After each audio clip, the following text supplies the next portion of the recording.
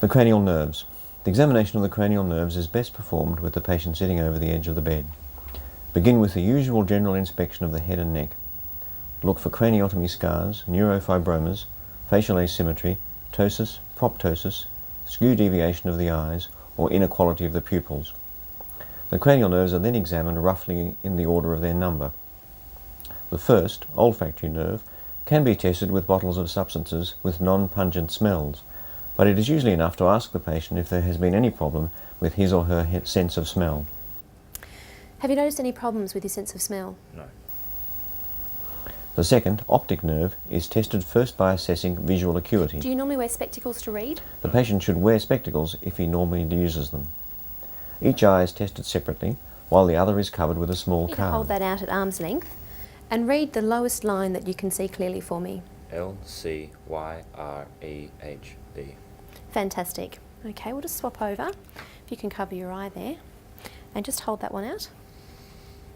LCYRENB. Terrific. The visual fields are examined by confrontation using a hat pin.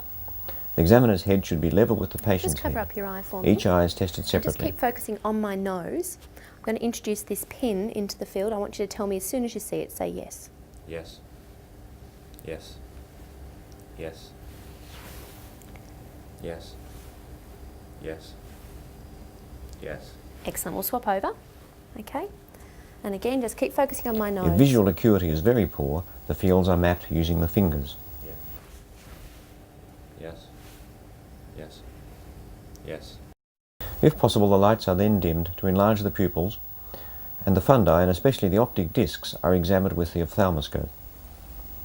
Begin with the +20 setting, which should bring the cornea into focus, and gradually rack down to 0 to see the fundi. The patient should stare into the distance. The examiner should use the right eye for the patient's right eye, and the left eye for the left.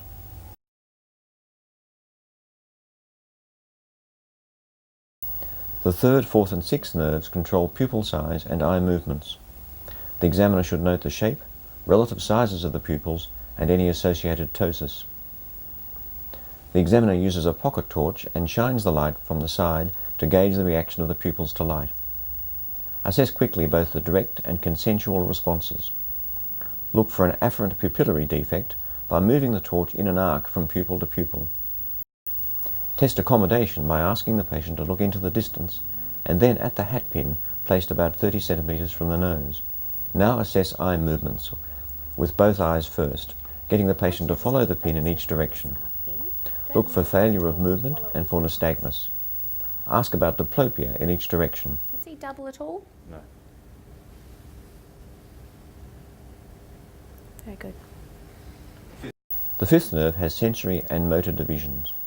Begin by testing the corneal reflexes gently and ask the Now, I'm just patient gonna if the touch of the front cotton your eye. I wool want on you the to look straight cornea ahead can for be me felt. And just tell me if you can The feel it. sensory component of this reflex is the fifth nerve and the motor component the Now seventh. look over this way slightly. And just tell me if you can feel Test facial sensation in the three divisions: ophthalmic, it. You maxillary feel this blunted and pin mandibular. sharp at the front here? Yes. Test pain If you close sensation your with the eyes pin and first say yes when and you map feel any a area sharp of on your sensory face. loss from dull to sharp. Yes. Yes. Yes. Yes. Yes. Test light touch as well so that sensory dissociation can be detected Just gonna if present. touch very gently with the cotton. Just get you to say yes when you feel it. Yes. Yes. Yes. Yes. Yes. Examine the motor division of the fifth nerve by asking the patient to clench the teeth Okay. while you Just feel the get you masseter to, muscles. clench very hard for me. That's Then get the patient to open the mouth while you attempt to force it closed. This is not possible if the Open up your pterygoid mouth for me, muscles are don't working. A unilateral lesion causes the jaw to deviate towards the weaker, affected side. Test the jaw jerk. Just open This your is mouth increased slightly in for cases me. of Just gonna pseudobulbar tap palsy. my finger with this hammer. Now test the muscles of facial expression, the seventh nerve. Ask the patient to look up and wrinkle the forehead. Look for loss of wrinkling and feel the muscle strength by pushing down on each side.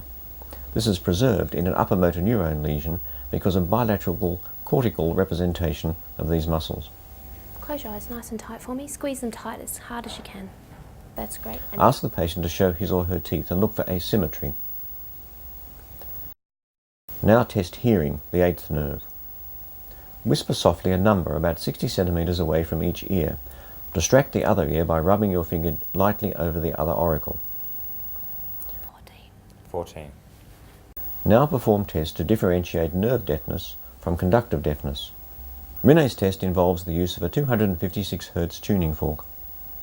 This is placed on the mastoid process and then moved near the external ear. Since air conduction is better than bone conduction, it should then sound louder, unless there is conductive deafness. can you feel it there? Yes. Tell me, is it louder here? Yes. Weber's test involves use of the same fork placed in the centre of the forehead.